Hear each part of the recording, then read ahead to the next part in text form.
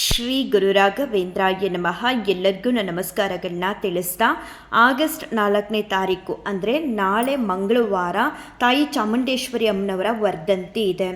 ಈ ಆಷಾಢ ಮಾಸದಲ್ಲಿ ಶಕ್ತಿ ದೇವತೆಗಳ ಆರಾಧಿಸಿದ್ರೆ ಬಹಳನೇ ಒಳ್ಳೆಯದು. ಮತ್ತು ಶಕ್ತಿ ದೇವತೆಗಳ ದೇವಸ್ಥಾನಕ್ಕೆ ಹೋಗಿ ಅಮ್ಮನವರ ದರ್ಶನನ ಪಡೆದು ಬಂದರೆ ಇನ್ನೂ ಒಳ್ಳೆಯದು. ಅಂಥದ್ರಲ್ಲಿ ಈಗ ಅಂದರೆ ಈ ಆಷಾಢ ಮಾಸದಲ್ಲಿ ಅಮ್ಮನವರ ವರ್ಧಂತಿ ಬಂದಿದೆ. ಈ ವರ್ಧಂತಿ ದಿನ ಅಮ್ಮನವರಿಂದ ವಿಶೇಷವಾದ ಒಂದು ಅನುಗ್ರಹ ಆಶೀರ್ವಾದನ ಪಡ್ಕೊಳ್ಳೋದಕ್ಕೆ ಯಥಾಶಕ್ತಿ ನಿಮ್ಮ ಮನೆಗಳಲ್ಲಿ ಅಮ್ಮನವರ ವರ್ಧಂತಿನ ಆಚರಣೆ ಮಾಡಿ. ಹೀಗೆ ಮಾಡಬೇಕು, ಹೀಗೆ ಮಾಡಬಾರ್ದು, ಇಂಥವರೇ ಮಾಡಬೇಕು, ಇಂಥವ್ರು ಮಾಡಬಾರ್ದು, ಆ ರೀತಿ ಏನಿಲ್ಲ. ಯಾರಿಗೆಲ್ಲ ಒಂದು ಅಮ್ಮನವರ ಅನುಗ್ರಹ ಆಶೀರ್ವಾದ ಬೇಕು ಅಂತ ಅಂದ್ಕೊಳ್ತೀರೋ ಅಂಥವರೆಲ್ಲರೂ ಕೂಡ ನಿಮ್ಮ ಮನೆಗಳಲ್ಲಿ ತುಂಬಾ ಸಿಂಪಲ್ಲಾಗಿ 2 ತುಪ್ಪದ ದೀಪಗಳನ್ನ ಹಚ್ಚೋದ್ರ ಮೂಲಕ ಅಥವಾ ಏನಾದರೂ ಒಂದು ಸಿಹಿ ನೈವೇದ್ಯಗಳನ್ನ ಮಾಡಿ, ಹಾಗೆ ಅಮ್ಮನವ್ರಿಗೆ ವಿಶೇಷವಾದ ಹೂಗಳಿಂದ ವಿಶೇಷವಾಗಿ ಅಲಂಕಾರನ ಮಾಡಿ ಧೂಪ ದೀಪಗಳಿಂದ ಸೇವೆನ ಸಲ್ಲಿಸಿ, ಅದೆಲ್ಲ ಆದಮೇಲೆ ಒಂದು 4-5 ಜನಕ್ಕೆ ಅರಿಶಿನ ಕುಂಕುಮನ ಕೊಡಿ. ತುಂಬಾ ಒಳ್ಳೆಯದು. ಕೆಲವರು ಅಂದ್ಕೊಳ್ತಾರೆ ಈಗ ಚಾತುರ್ಮಾಸ್ಯ ನಡೀತಿರೋದ್ರಿಂದ ದೇವತೆಗಳಿಗೂ ಮತ್ತು ದೇವ್ರಿಗೂ ಕೂಡ ನಾವು ಕೆಲವೊಂದು ಹಣ್ಣು ತರಕಾರಿ ಈ ಥರ ನೈವೇದ್ಯಗಳನ್ನ ಮಾಡಬಾರ್ದೇನೋ ಅಂತ. ಆ ರೀತಿ ಇಲ್ಲ.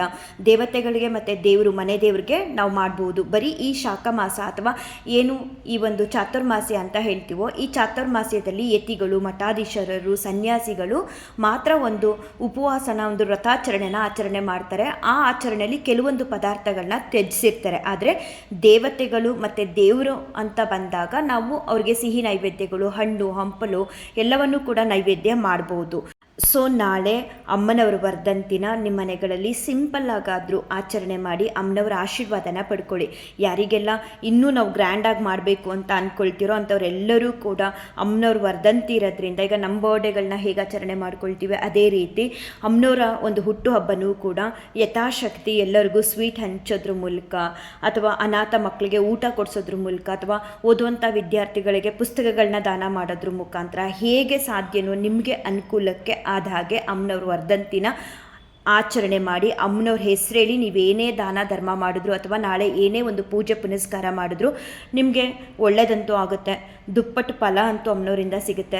ಅಮ್ಮನವ್ರ ಹೆಸರೇಳಿ ಮಾಡೋ ಒಂದು ಪ್ರತಿಯೊಂದು ಕೆಲಸ ಕಾರ್ಯಗಳಿಗೂ ಅಮ್ಮನವರಿಂದ ಅನುಗ್ರಹ ಆಶೀರ್ವಾದನ ಖಂಡಿತವಾಗ್ಲೂ ನಾಳೆ ಪಡ್ಕೊಳ್ತೀರಾ. ಮತ್ತು ನಾಳೆ ಚಾಮುಂಡಿ ಬೆಟ್ಟದಲ್ಲಿ ಸಿಕ್ಕಾಬಟ್ಟೆ ಜನ ಇರ್ತಾರೆ.